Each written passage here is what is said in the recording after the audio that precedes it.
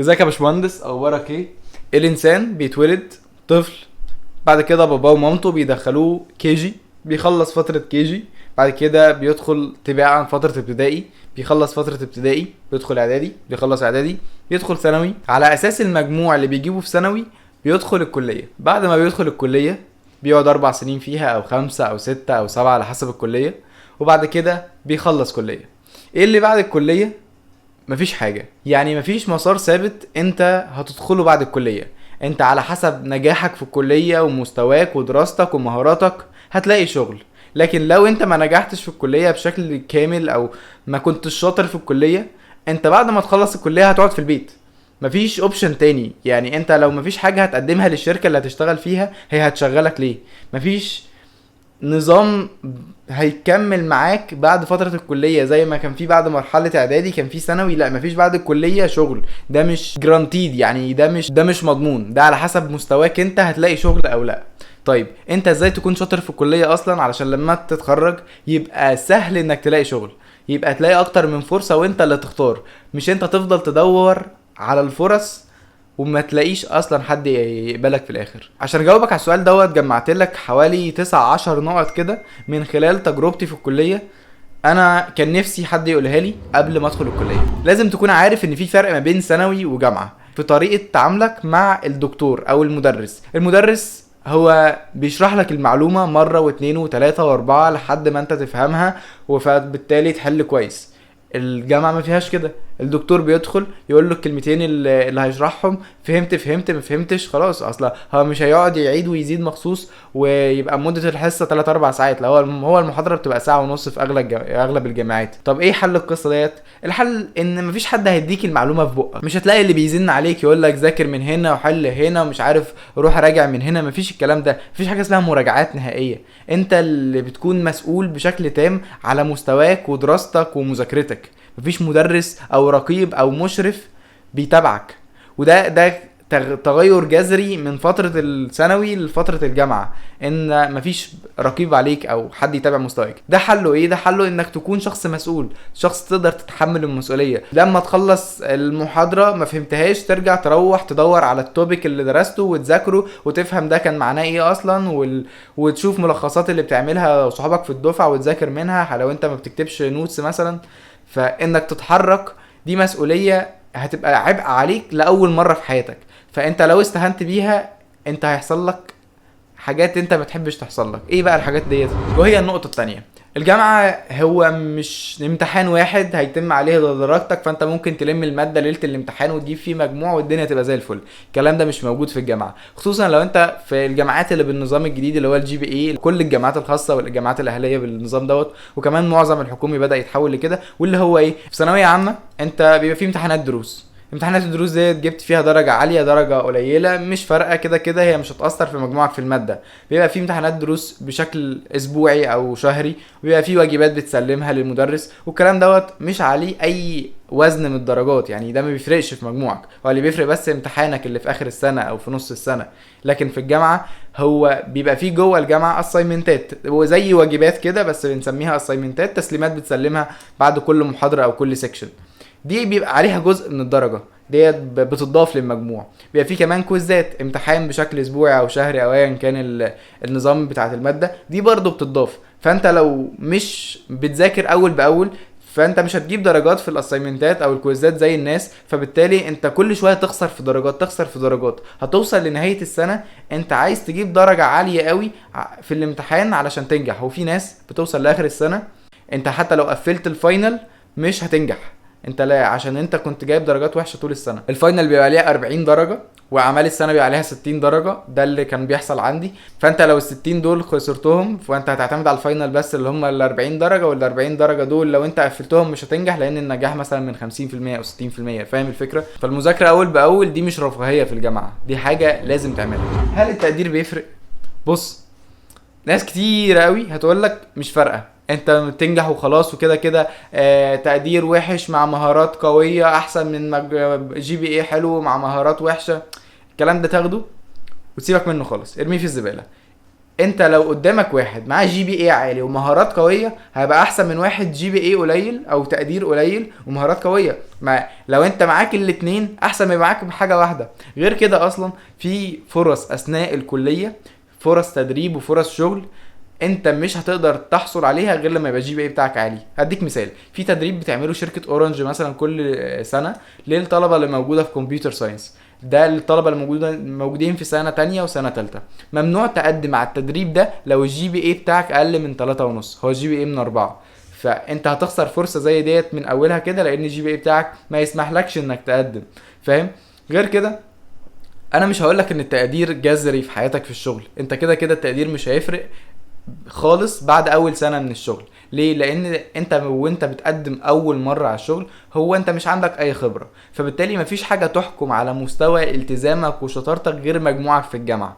ده وانت بتتقبل في اول شغلانه، فانت لو مجموعك قليل هيبقى نسبه قبولك قليله، فبالتالي انت مهم الجي بي اي على الاقل في اول كام شغلانه او اول كام سنه انت بتقدم عليها، لكن بعد كده مش هيفرق معاك.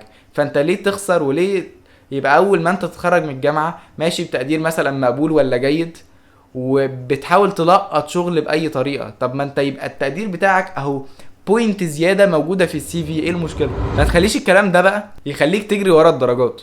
يعني انا عايز اجيب ده تقدير عالي واقفل كل المواد، فهبصمك بقى اللي جاي قدامي واذاكر 24 ساعه علشان اجيب درجات. ده غلط برضو، يعني ما تبقاش كده ولا كده، انت لازم تبقى في النص علشان ما تخسرش حاجة على حساب حاجة. بص التقدير مهم، بس انك تبصمج المواد وتبقى الدحيح اللي هو بس حافظ الدنيا ده مش كويس. انت في الاول وفي الاخر داخل الجامعة علشان تتعلم، والكلمة دي مع بساطتها بس هي مهمة بغباء. لما تتعلم حاجة وتكون فاهمها فعلا هيبقى اقل حاجة انت ممكن تعملها انك تجيب 10 من 10 في الامتحان او 20 من 20 في المتر.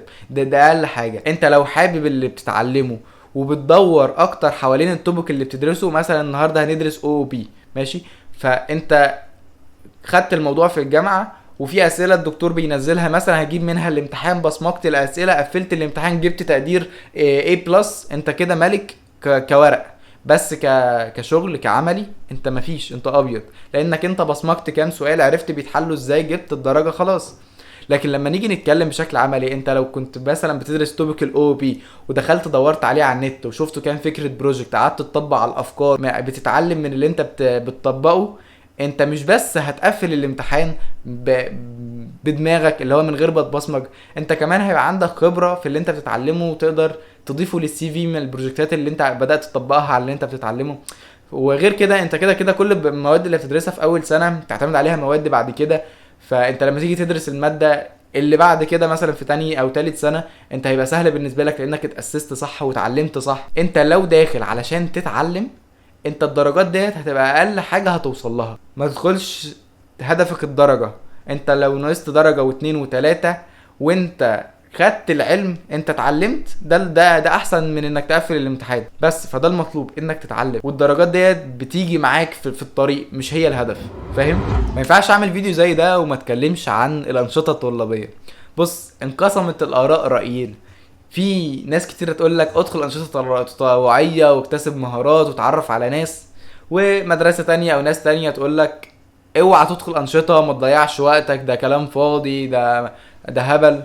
في الرأي ده وفي الرأي ده. انا مع مين؟ انا مع الاتنين. في نوعين اصلا من الانشطه، الانشطه الطوعيه اللي ملهاش اي 60 لازمه، اللي هو بيور سيلف، يلا كن نفسك، يلا حقق حلمك، اجري ورا شغفك، طارد احلامك، الكلام الفاضي ده ملوش اي 60 لازمه.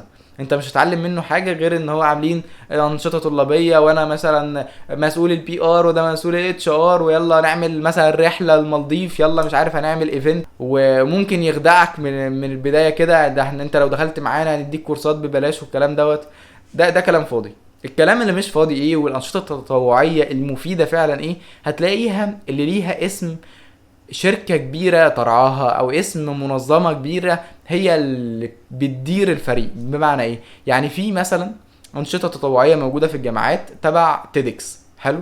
تيدكس دي شركه كبيره بتنظم ايفنتات على مستوى الكوكب، وموجود ليها فرع في امريكا ومش عارف فين وفين وفين.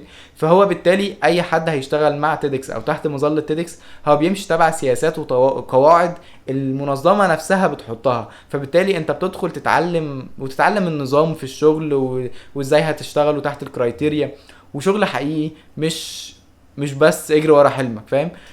في زي غير تيدكس في اناكتس مثلا. اناكتس هدفها انك بتعمل بروجكت يفيد مجموعه من الناس اللي مش لاقيه شغل، وفي نفس الوقت يكون صديق للبيئه، وتقعدوا تفكروا في فكره بروجكت وتعملوا علاقات مع كام شركه. اي تريبل اي، في اي سي بي سي، في جي دي اس سي تبع جوجل، في مايكروسوفت، في كذا تيم هتلاقيهم اسمهم قوي كده. وهو مش تيم يلا بينا نطلع رحله، فاهم؟ هو تيم حقيقي انت بتدخل في هدف للتيم كلكم بتشتغلوا عليه تبع اسم الشركه بقى الكبيره المنظمه للتيم دوت، فاهم؟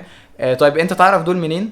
اولا هم اساميهم معروفه، يعني اشهرهم اللي انا قلت عليهم. تاني حاجه اسال ناس جوه التيم قبل ما تدخلوا، اسال انتوا بتعملوا ايه، اسال انا لو دخلت هستفيد ايه الهدف بقى، احنا داخلين ليه بقى. هل مثلا لو قال لك هتديك كورسات، اسال حد كان شغال في التيم قبل كده هل ده بيدي كورسات ولا اي كلام. فده بيفرق جدا. ومش كل التيمات حلوه ومش كل التيمات وحشه، فخد الحلو من الاثنين. لو وصلت للنقطه دي في الفيديو فانا لازم اقول لك انك انسان كويس بتدور على مصلحتك وبتسمع كل النصايح. فبالتالي انا يشرفني اني اديك هديه، ان هديك خصم 60% على كورس التاسيس في كمبيوتر ساينس. لو هتلاقي لينك تحت في الديسكريبشن لرقم موبايل هتدوس عليه، هيحولك على الواتساب، هتبعت له كلمه ديف 60، ده هيديك خصم 60% على كورس اساسيات البرمجه. لو انت طالب حابب تتعلم البرمجه، سواء انت في حاسبات ومعلومات او ما جاتلكش ودخلت كليه تانية وعايز تبدا في مجال البرمجه، الكورس ده مده فيديوهاته حوالي 20 ساعه او ما يقارب كده، مع نظام التاسكات والمتابعه باستمرار، وباشمهندسين يكونوا متابعين معاك 24 ساعه في كل اسئلتك. فلو دخلت عن طريق اللينك وبعت لهم الكود دوت هيديك خصم 60%. مبروك، انت بما انك وصلت للنقطه ديت فانت تستحق الخصم. على ذكر الانشطه الطلابيه والدفعات اللي اكبر منك، مش اي حد تساله على نصيحه وتاخد منه نصيحه. يعني الهبادين كتير ومفيش اكتر منهم في الجامعه، فما تصدقش الهبد. فرق ما بين الواحد اللي بيهبد والواحد الشاطر اللي هيديك نصيحه فعليه. يعني هتلاقي ناس كتيره بتقول لك يا عم انت بتذاكر بتاع ايه، انت كده كده الماده ديت اخرها الكم ملخص الفلاني ذاكره وخلاص. وهتلاقي اللي بيقول لك كبر مخك. في واحد صاحبنا مثلا بيخلص لنا اساينمنتات مش عارف بكام، فاهم؟ في واحد تساله في مجال معين، انت مثلا اخد كورسات منين كمبيوتر ساينس، هيدلك على كام بيج بس كلهم تحت السلم. فانت تعرف منين الشخص المناسب اللي يديك نصيحه، ان ده شخص هو فعلا شاطر، فبالتالي انا لو هسأله على حاجة في مجالي هيدينا نصيحة صح. هو الشاطرين فعلا. انت قبل ما تتكلم مع حد اسأله الجي بي اي بتاعك كام. لا مش تقول له ازيك عامل ايه اخبارك، جي بي اي بتاعك كام، لا ما بتجيش كده. انت عارف مين اللي قدامك، ده مستواه ايه في الدراسة، ده مستواه ايه في الشغل العملي في البروجكتات. فمش اي حد تلاقيه تاخد منه نصيحة وهو اصلا ممكن يكون ضايع في الدراسة والكورسات وهو مش شغال اصلا، فاهم؟ هو بيهبد وخلاص. ركز قوي، اسأل. لو انت مش لاقي حد او مش عارف توصل لحد شاطر، اسأل معيدين، اسأل دكاترة، او بلاش دكاترة، اسأل معيدين. دول يكونوا شاطرين، كانوا اصلا شاطرين في الدراسة فتعينوا معيدين، فدول هيكونوا ناس مناسبين انه يدوك نصيحة مناسبة ليك، فاهم؟ بص انا مش عايز اخوفك واقول لك انك هتشيل لو ريحت، بس انت هتشيل لو ريحت. يعني اكبر نسبة من الناس اللي بتشيل مواد هم بيشيلوها في اول سنة. فانت لازم تكون عارف المعلومه ديت، انك ناس كتيره بتشيل مواد بسبب ان هي بتكون باذله كل مجهودها جوه ثانويه عامه، فبييجوا لاولى جامعه يبدا يريح، يبدا ياخد نفسه، يبدا يرتاح، يشيل ماده، يشيل مادتين، يشيل 3. او اللي بيسقط بيعتاد السقوط. يعني انت لو سقطت مرة انت هتتعود على السقوط، هيبقى ده عادي بالنسبة لك. انك بتمتحن 5-6 مواد بتشيل منها مادة بتاخدها في الصيف، بعد كده تدخل السنة اللي بعديها تشيل تمتحن 5-6 مواد تشيل مادتين تمتحنهم في الصيف، ده العادي. بس ده ما ينفعش تعتاده، ما ينفعش تنورمالايز الكلام ده. انت المجهود اللي حطيته في ثانوي لو هتكمل وتحط نفس المجهود في الكلية انت هتطلع من اوائل الكلية. لان الكلية محتاج شويه تشغيل دماغ. فانت لو شغلت دماغك وقعدت تدور على معلومات وتذاكر من كذا مصدر، انت مش هتكون شاطر بس، انت هتطلع من اوائل الدفعه. بعد كام فيديو ممكن اللي بعد اللي جاي بنسبه كبيره يعني هقولك ازاي انا بطلع من اوائل الدفعه. اعمل سبسكرايب عشان يوصلك الفيديو ده. وارد جدا في اول ميد ترم تاخد 5/20، وفي اول كويز تاخد 1/5 لانك لسه مش متعود على النظام.